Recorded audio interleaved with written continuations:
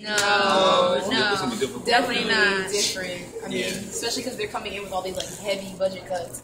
So like our freshman year, we had like all these opportunities like community service, with the drop-in center, library that was open, and we could print. Within these first 4 weeks of school, there were multiple days where I came to the school expecting to use the library, and then they made the announcement that it was closed, and I was just like, oh man, I can't do this.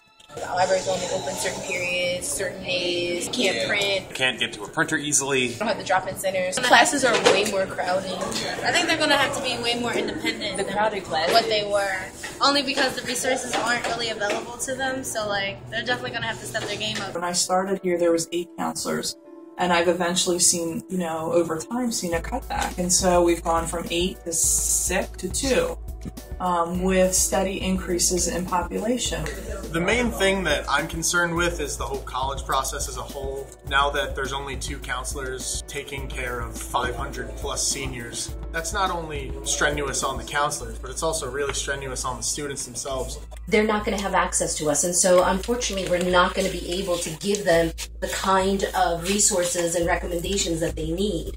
And so again, it's the haves and the have-nots, and we are being part of that system, and it's just killing us.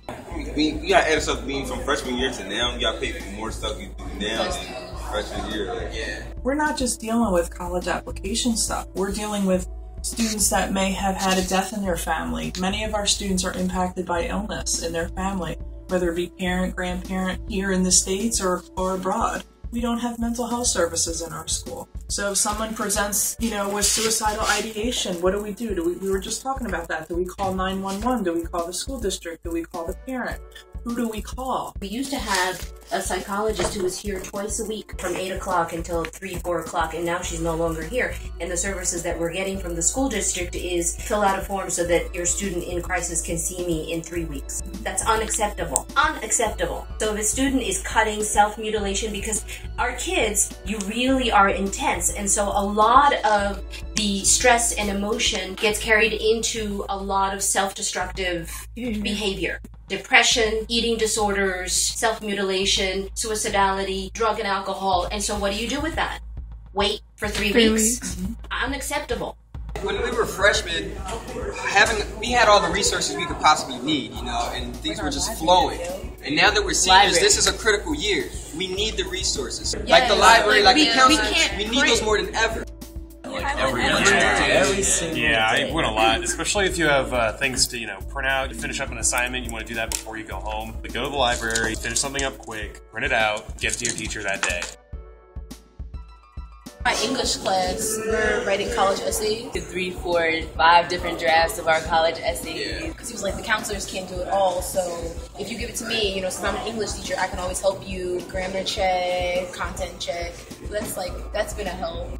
We don't need volunteers, we need counselors, professional counselors back. In the business that we're in, there's confidential information. We can't let student volunteers file for us. We have had much support by parents. We were just talking about that, and they've been great.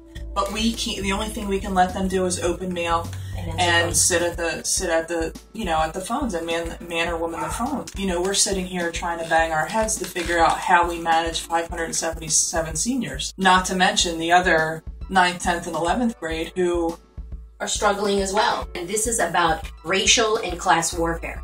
It's simple as that. It's that simple. It causes the counselors now to be way more stressed out than they need to be.